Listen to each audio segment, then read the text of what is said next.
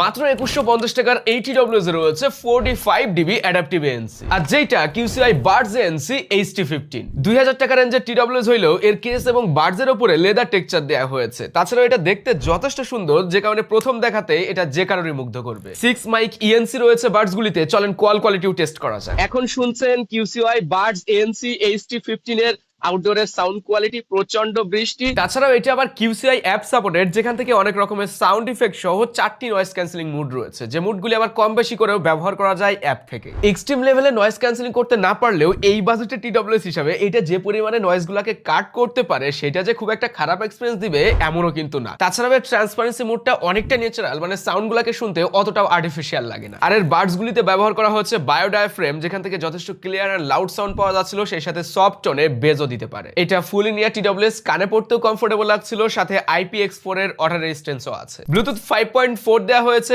এই বাডস গুলিতে, সাথে গেমিং মোডও রয়েছে। তবে নরমালি সাধারণ ফোনগুলোতে এই সকল বাডস দিয়ে গেম খেলার সময় অতটাও সুবিধা করা যায় না। কেসে রয়েছে 350 mAh ব্যাটারি এবং বাডসে রয়েছে 32 mAh ব্যাটারি। ANC অন বা অফ রেখে কেস সহ ব্যবহার করলে 18 থেকে 25 ঘন্টা পাওয়া যাবে, এবং শুধুমাত্র বাডস ব্যবহার করলে 4 থেকে 5.5 ঘন্টা ব্যাকআপ টাইম পাওয়া যাবে। TWS পাওয়া যাচ্ছে টপ টেক জোনে 6 মান্থসের ওয়ারেন্টি সহ 2150 টাকায়, এবং TWS গুলি কেনার সময় অবশ্যই টপ টেক জোনের স্টিকার দেখে কিনবেন। আমি কমেন্ট এবং ডেসক্রিপশন বক্সে তাদের ইনফরমেশন দিয়ে রাখবো।